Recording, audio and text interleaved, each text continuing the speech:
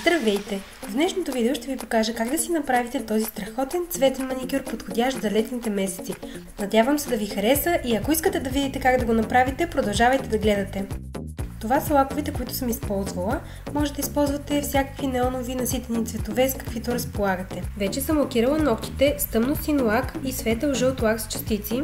Следващото нещо, което трябва да направите, е с точкатор и бял лак да направите точки по ногтите, лакирани в тъмно син цвят. Това не е задължително, но е препоръчително, защото върху белите точки ще сложим различни неонови цветове и по този начин те ще бъдат доста по-наситени. След като сте готови с белите точки, си пригответе листче, върху което да сложите по малко от всеки лак, който ще използвате за точките, а до него поставете тампонче с лакочистител, за да можете лесно да премахвате предния лак и да преминавате към следващия.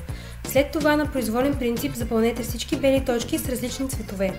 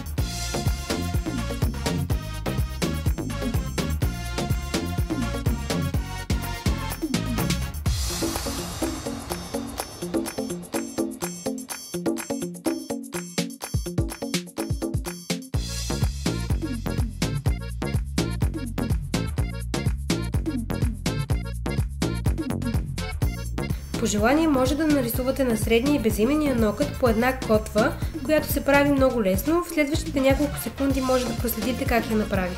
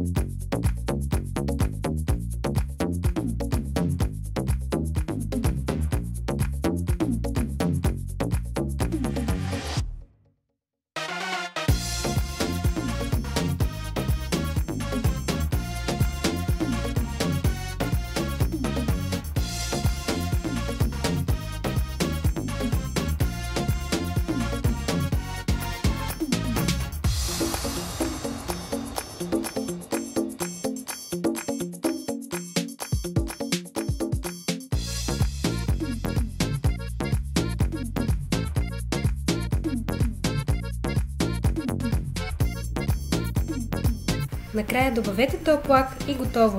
Надявам се този забавен летен маникюр да ви е допаднал или поне вдъхновил. Очаквайте следващия летен маникюр, който обещавам да бъде уникален. Може да ме последвате в Instagram и Twitter и да харесате Facebook страницата ми. Благодаря ви, че гледахте и до скоро!